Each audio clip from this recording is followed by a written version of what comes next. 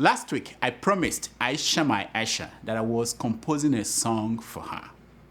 Aisha, here is a song.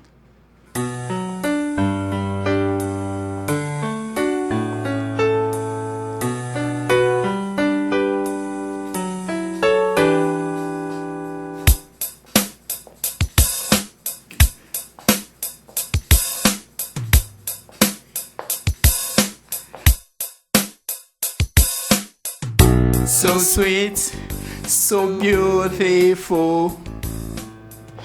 Every day like a queen on her throne. Don't nobody knows how she feels. Aisha lady one day to be real. She moves like a breeze. I swear I can get her out of my dreams. To have her shining right here by my side, I'd sacrifice all the tears in my eyes. Aisha, Aisha passing me by. Oh, Aisha, Aisha, my.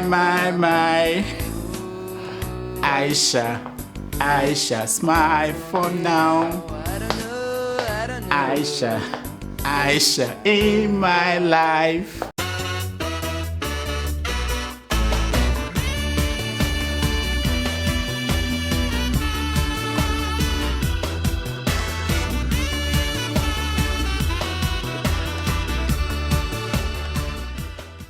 Obi Egbuna Jr., SaharaTV. Without further ado, the one, the only, Dr. Njakiri Damages.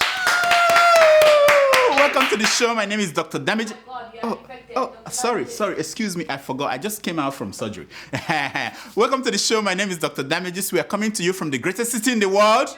New York! Yes. New York City is so great that we are no longer in the business of killing unarmed black men.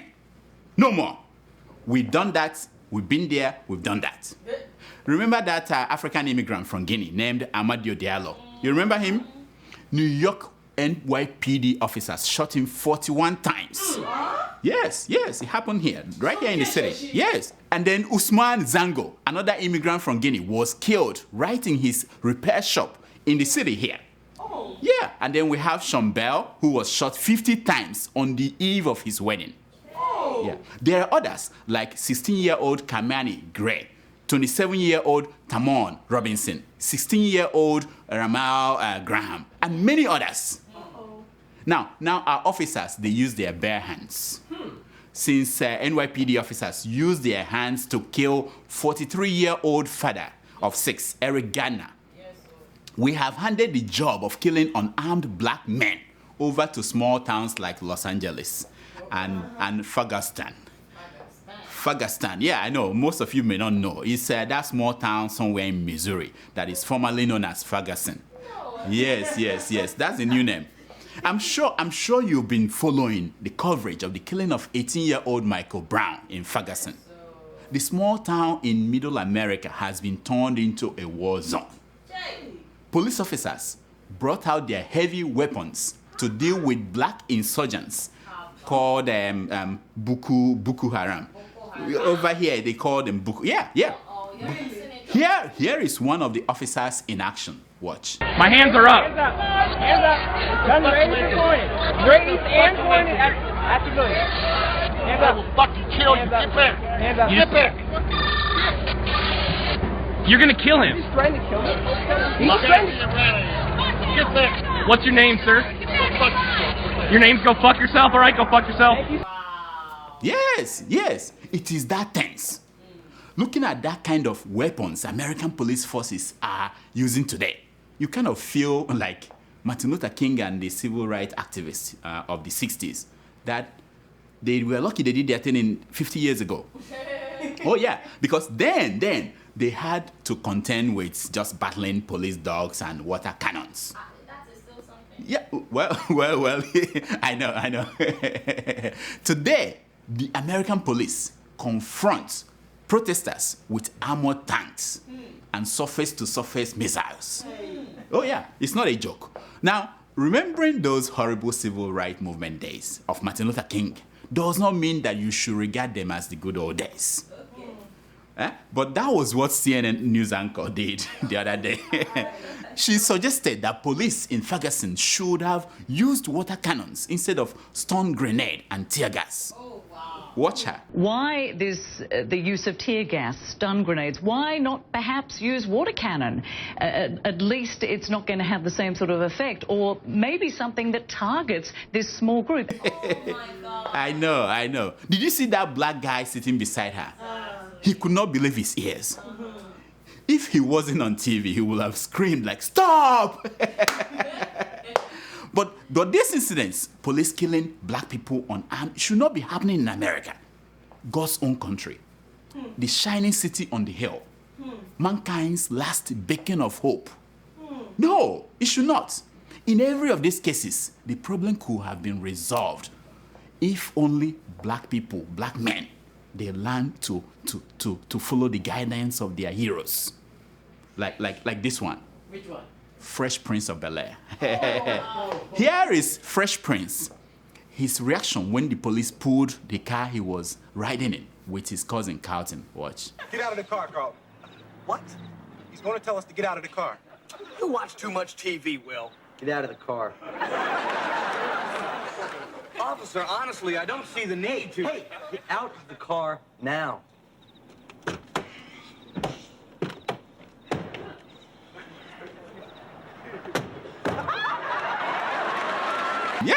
Yes.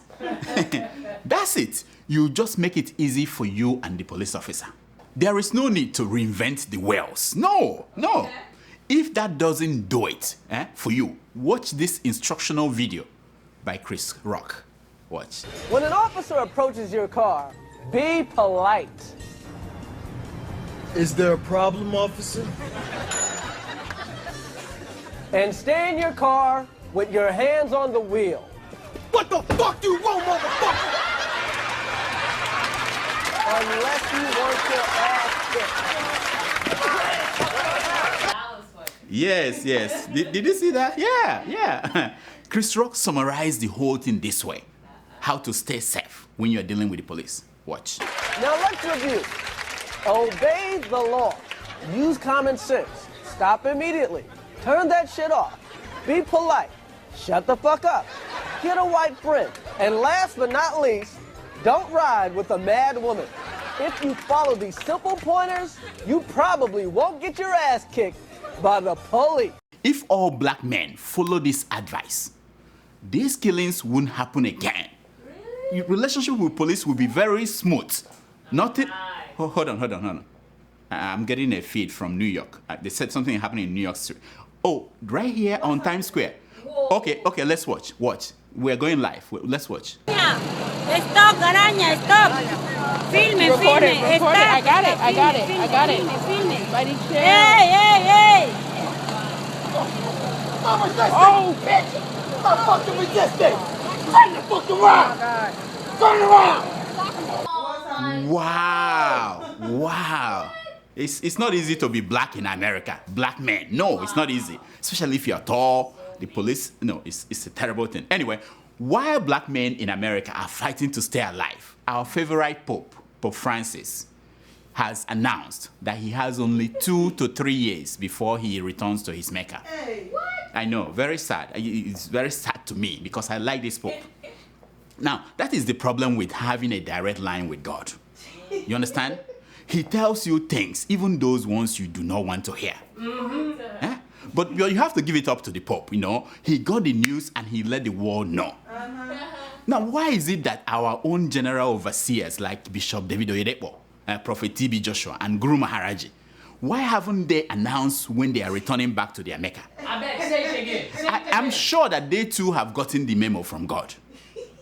No, I'm pretty sure they have the direct line with God. They do now. They tell us when God tells them this disaster is going to happen. So God must have told them about when they are going to be recalled. Exactly. Why haven't they mentioned it to us? Or are they afraid of letting the world know? What are they afraid of? Unlike the Pope, they have made plans. They have their sons and daughters in positions that will take over the church when the time comes. So why are they afraid?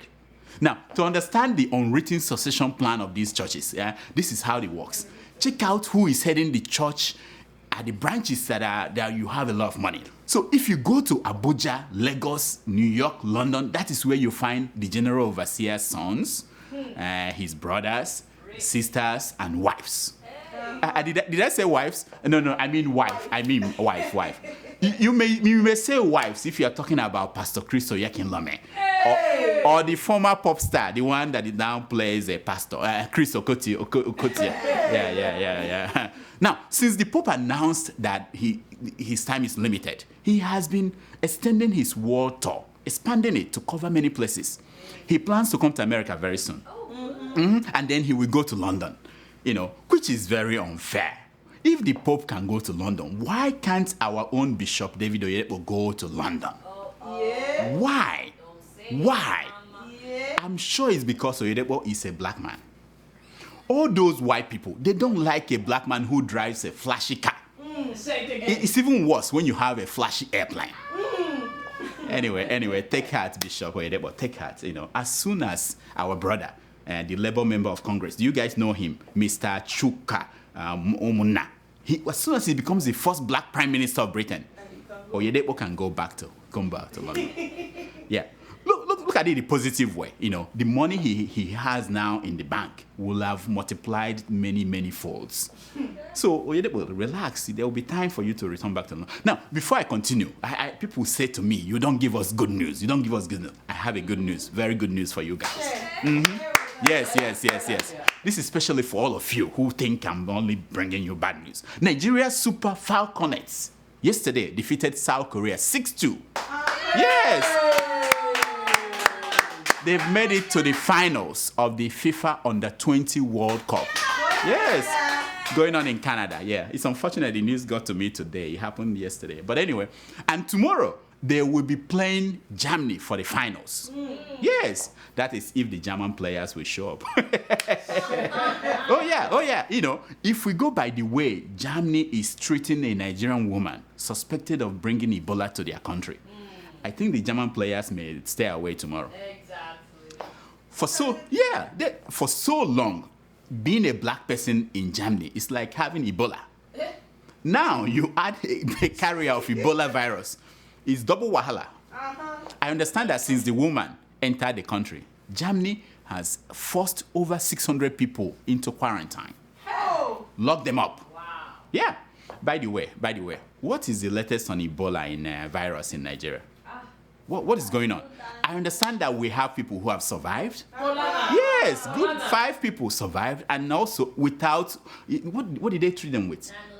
No, they didn't use that. Yeah, 5 survived, and we have new cases. We have abandoned the nano pesticide thing as a treatment option. Now, I've always said that there is nothing wrong with treating Ebola with pesticide. Pesticide kills anything you want it to kill. The only problem is that it will kill the other things you didn't want it to kill. That's the only problem. No, that's it. Now, I'm happy that the hysteria over Ebola is fading. Thanks to Patience Jonathan, the wife of our dear leader. Yeah. We now know how to greet people without contracting Ebola. Watch her.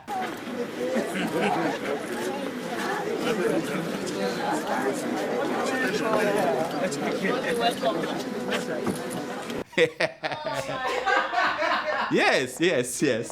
Also, this quarantine system is working very well in Nigeria. After all, we have not had Nigerians breaking into these centers to steal blood-stained beddings and mattresses, as we saw in Liberia. Nigerians are not doing it. Yeah. So everything is going to be well. I don't say this very often, but I think we should thank President Jonathan's Ebola fighting team. Yes. We should thank them. A member of that committee, Mr. Maurice Iwu, I had some call him Professor. Okay. Mr. Maurice Iwu recently spoke to Channels TV on his misunderstood kola nut treatment option. Yeah, and also he talked about his work on Ebola. Watch. We are not helpless, or as helpless as people are making it look like. let all these foreigners come and help us. Please come and help us before we die. We have very able scientists looking up in the future. We have able doctors who are treating our patients. We have a system that seems to be working. The containment is really fantastic. Wow. Yes. He said it. He said we're not hopeless. We have able scientists looking up in the future, and that the containment is really fantastic. Government magic. You see, there is nothing to worry. I've been saying this. There is nothing to worry about. I know most of you remember the man as INEC chairman who wrote results of elections in his bedroom. Yeah? But before he became INEC chairman, he was a respectable scientist of the Isaac Newton's caliber. That is the caliber. He wasn't a low scientist. In fact, he was a hunter. He hunted for diseases to cure. I'm not making it up. Watch him say so. And we're also interested in, as if you like, you can call it a disease hunting. Yes, he said it. He said we are interested in disease hunting. That was his job before he became INEC chairman. He did not only hunt Ebola, he was able to arrest Ebola virus. Listen to him say that. We are lucky that a compound from Garcinia cola, which is bitter cola, was able, called colaviron, that's the name I gave it at the time, was able to arrest the replication of the Ebola virus. And he used bitter cola to arrest the virus. The problem is that because the man is a black man, you all are not celebrating him. If Iwu were to be an American, this is what would have been happening. Okay, let Iwu tell you.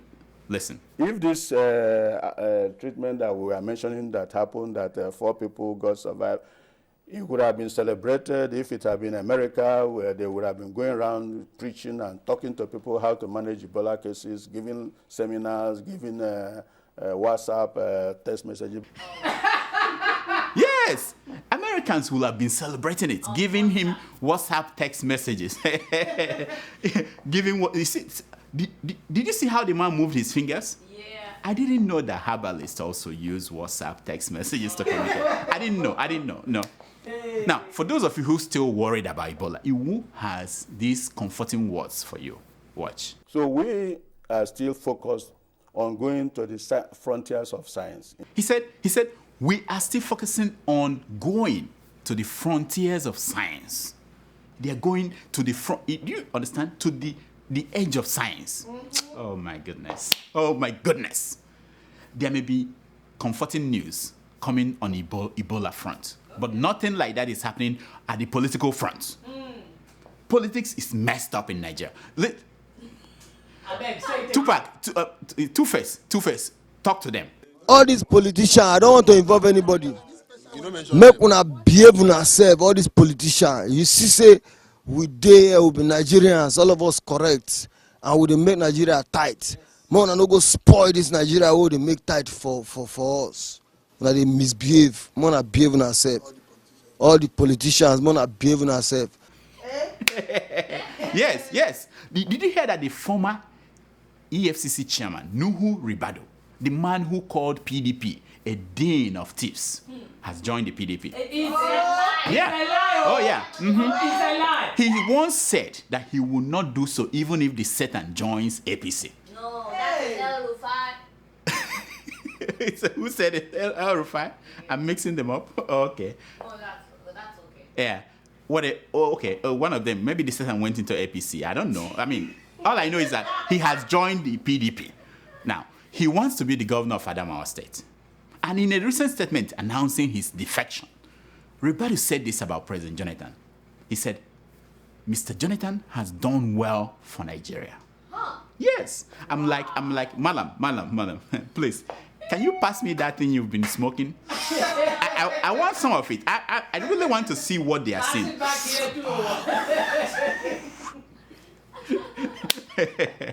Good luck. We wish you luck. And when you win, we hope you come on Dr. Damage's show.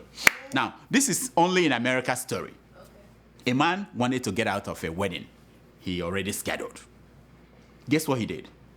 He faked his own death. Oh. Yes. That should tell you tell you how strong this marriage chain is.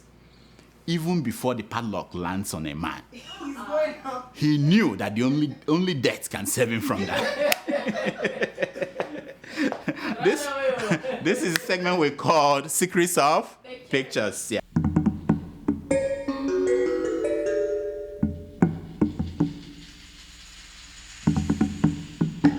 This is when we show you a picture and we believe that a picture is worth more than 1,000 words.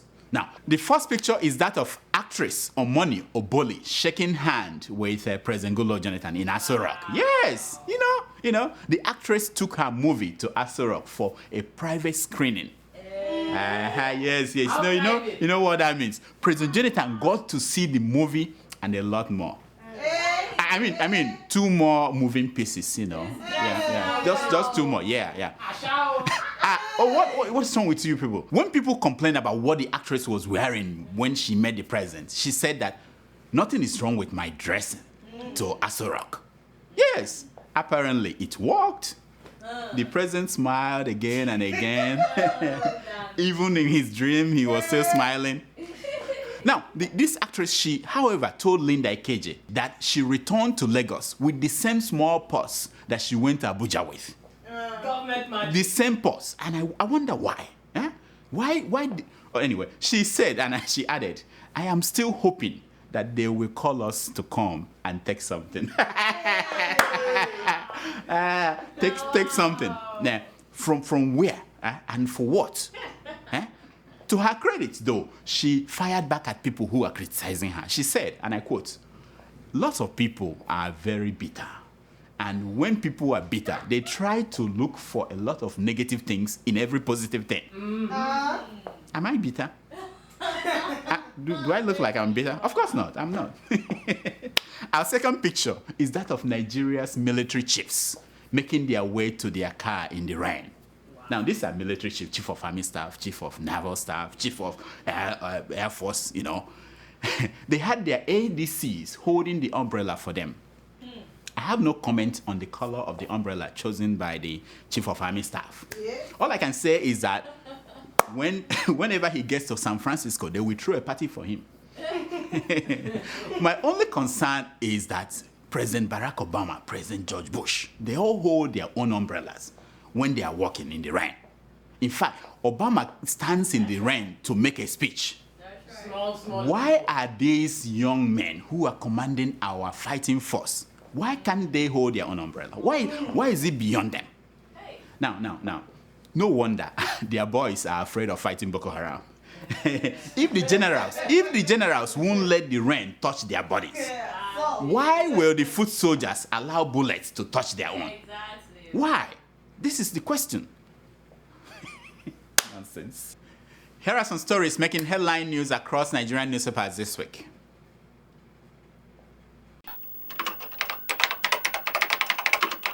I'm still consulting on my political future, says Speaker Tambuwa. You know him, the Speaker of the House of Rep. He says he's still consulting. And I'm like, keep consulting until nomination forms are all finished. I know. They are taking it everywhere. Everybody's taking it one form or the other, and you are consulting. Anyway, Nigerian military to court-martial over 100 soldiers for cowardice. Have you heard that before? Now, my question is this. What about the generals who are stealing the funds meant for equipment for these soldiers? They need to be court-martialed for confusing small stealing with corruption. I know. They're confusing these two. Federal government not withholding Shaw P funds, says Okonjo-Iweala, the Minister for Finance. Yeah, she said that, they were promising us a lot of things. Of course, they are not withholding the whole thing. Everywhere I go, I see these promised buses, the train, the roads, and even people are eating lobster on the street of Lagos. Things are good. They are not withholding the money. Nonsense. Chadian soldiers free Boko Haram captives. Did you hear that? This small Chad, their soldiers, freed Boko Haram captives. So why can't we pay them, those Chadian soldiers, since they are willing to fight? Give them half of that $1 billion that we are looking for loan, and let them go to Sambisa Forest and fight for us. Don't find them yet. Yeah. Let our soldiers eat and drink pepper soup and do whatever they do. Cameroon orders security agents to hide intelligence from Nigeria. Now, who will blame them? Eh? We have porous borders, porous brain, porous secrets, porous... who blame them? Don't blame them. Jonathan's choice for head of service was indicted for corruption, declared unfit for public office. That's all you need to be in this government. He is in good company. Once you are declared unfit for public office, you are in good company. Welcome. Is that not how our friend went there? Nigeria sinks deeper into external debt. Now, this is the kind of news that Ngozi Okonjo-Iweala, she fires reporters for writing something like this. I mean, I'm sorry for that reporter. She will just make a phone call and you're gone. Falana petitions UK Prime Minister over Gaza. Now, that is funny. I see that now that comedian Agu is running for governor, Falana is now auditioning for a comic role. That's the only way to explain it. He's writing the Prime Minister of Britain. You'll be like, who is Falana? It's time for your emails.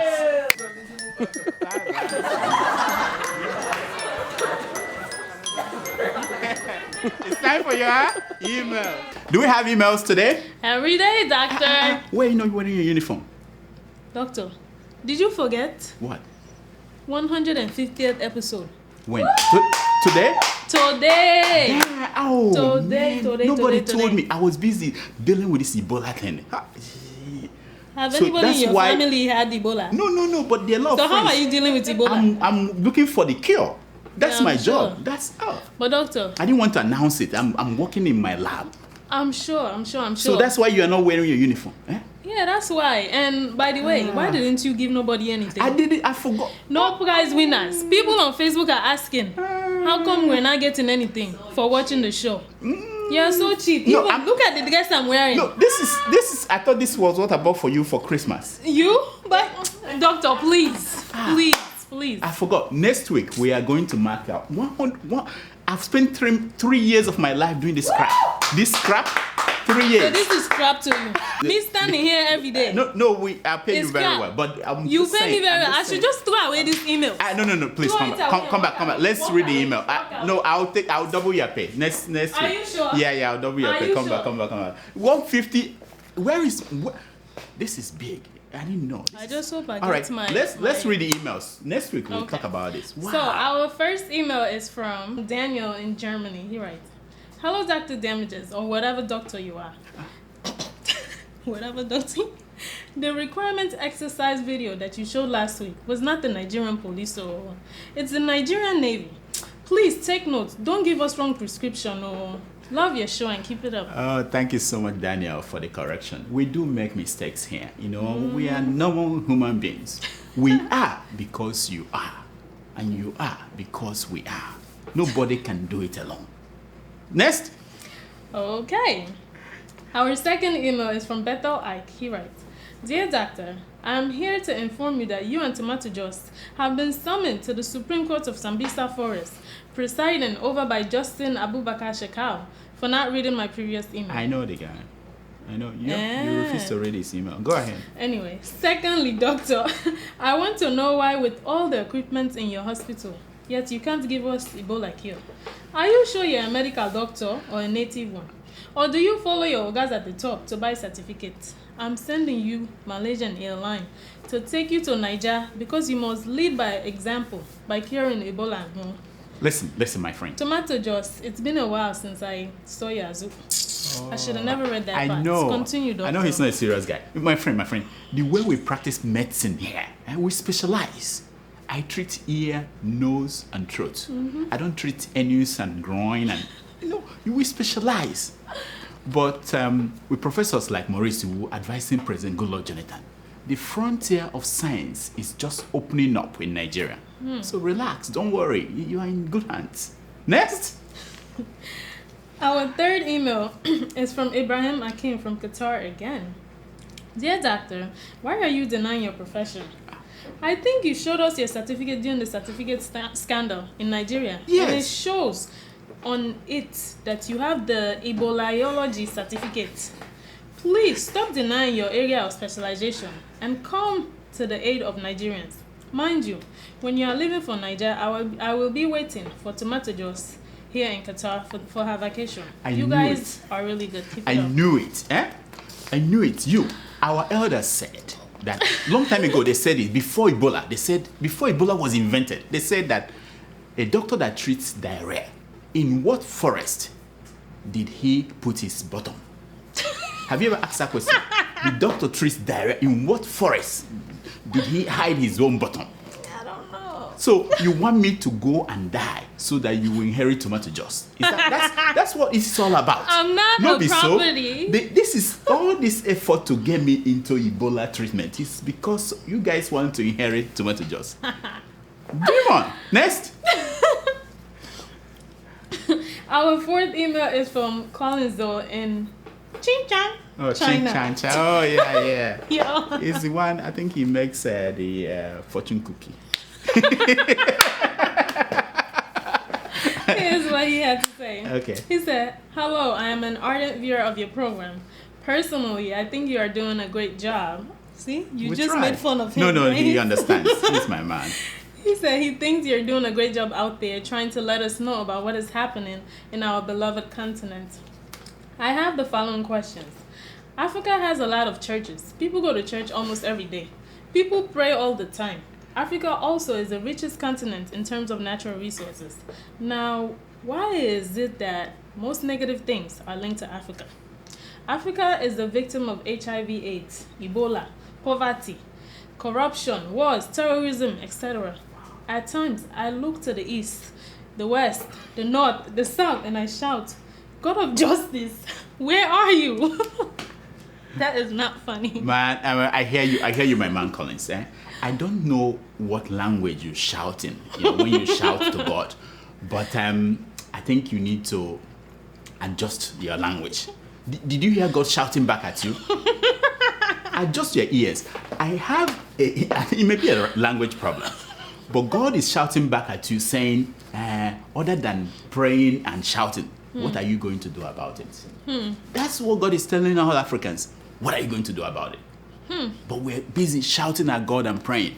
What are you going to do about it? Next!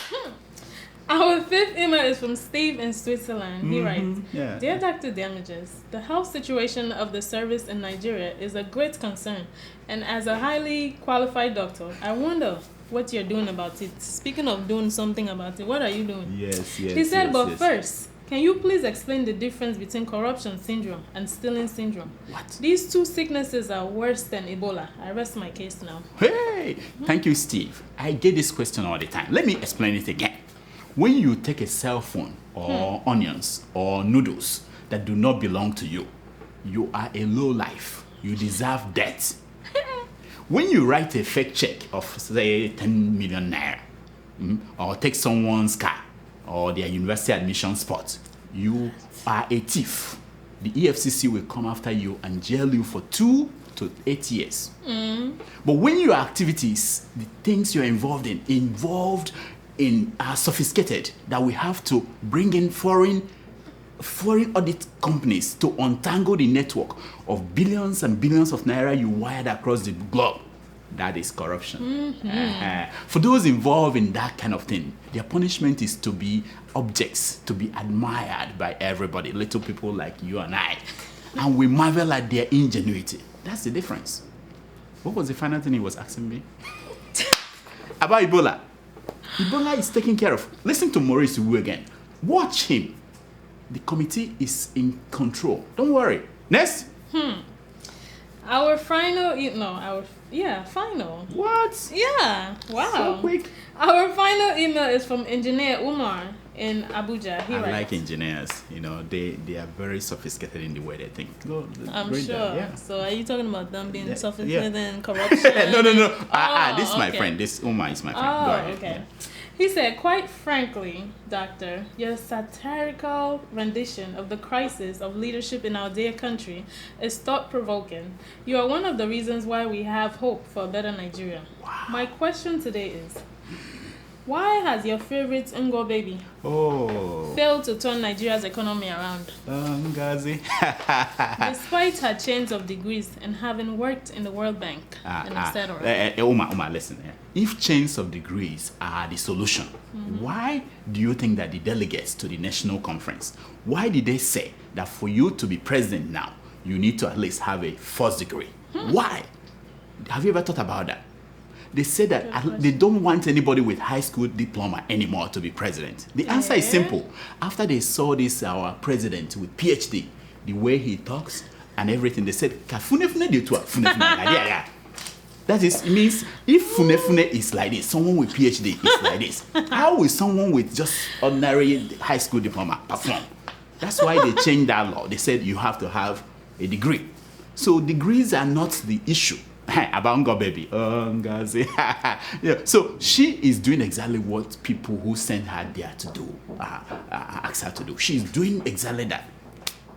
Champion money. Champion. You saw her? You saw her. Watch.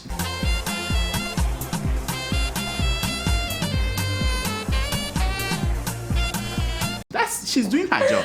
Hey. That's all the time we have for emails. Please keep sending your emails to drdamages@gmail.com and follow us on Twitter at Dr. Damages. Now here is my concern for today. It's taken from the book A Million March of a Million Mughals by Louis Farrakhan, page 419. And it says, the truth in the mouth of a man who is not afraid to give his life for his people makes him a dangerous man. Yes. Until next week, I'm Dr. Damages. I diagnose. You heal yourself. So are you gonna give your life? That's what we're doing. Boko Haram is looking for you. Me? Boko Haram. Once you work in this system, they'll look for you. You're the doctor. I'm a friend of Shakau, you know. Shakau, you're a friend. Oh, what? You have to claim him, otherwise you'll be a victim.